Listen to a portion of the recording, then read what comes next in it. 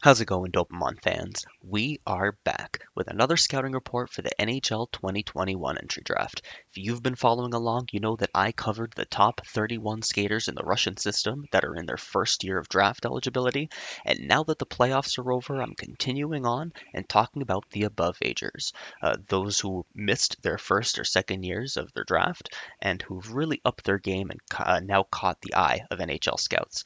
Do you guys remember from the 2020 draft, Columbus shocked the entire league by taking Yegor Chinakhov, an above ager, in the first round? As much as I don't think any are going to go in the first round this year, some are certainly going to be drafted, and I want to talk about them. And I admittedly have no idea how to compare skaters in different age groups when it comes to the draft, so I'm going to be a little bit more cautious and just give an approximate draft projection without an actual ranking.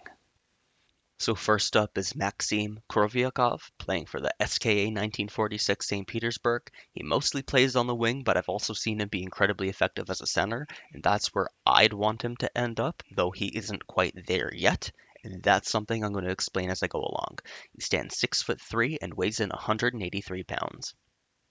So what stands out immediately about him is his skating. His 6'3" frame glides across the ice like butter. His leg and hip movements are fluid and effortless. He can pivot and change direction quickly to fake out an opposing D or even skate backwards on the back check. His speed makes him a threat even without the puck, and I think he just has the full package of speed, acceleration, and agility.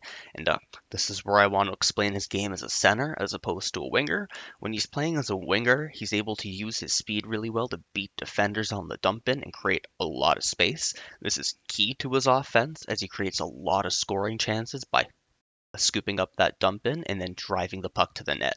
But as a center, he has the speed and acceleration to break the puck out of his own zone and lead a play right down the middle of the ice. He's even capable of doing this on the PK. He's very effective at it. So whichever role he's in, he's always using his skating very effectively. Next, I want to talk about his offensive skills, which are a bit of a mixed bag. So I'm going to start with what he's really great at and then get to what he's not so great at. First off, he has an elite shot and backhand. He makes small micro adjustments to his stance when he's about to shoot, and it gives him that extra power, that extra accuracy, and extra space to pull it all off.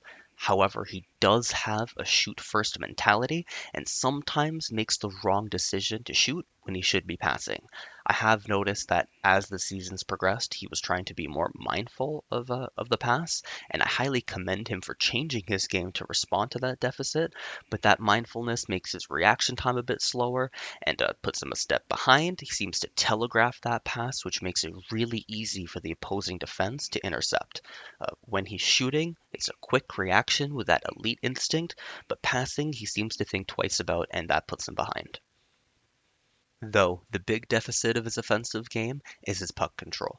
He can be really quick with the stick to block passing lanes, but that doesn't necessarily translate to moving the puck very quickly. I think this ties into his passing game, where he needs to be more mindful of the puck and his puck control. When he's shooting, he uses his stance and his skating, but that's very different from puck control and passing, where you're using your stick, not your skates. These skills are why he's better as a winger right now. I see as a center, he's not always able to make that big pass, a big play in the offensive zone.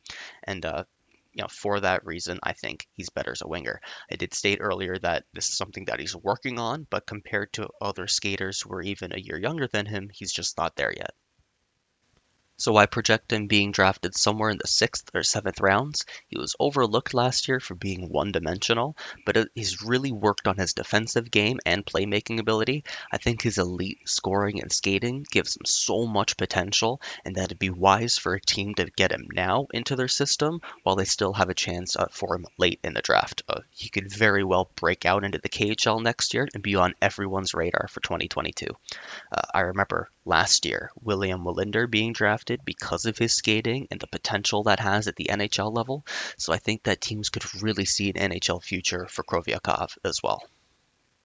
Thank you so much for watching. Let me know down below what you guys think, if you've seen him play, what his ceiling could be, and if you see him more as a center or a winger. And don't forget to like and subscribe so you can catch our next scouting report.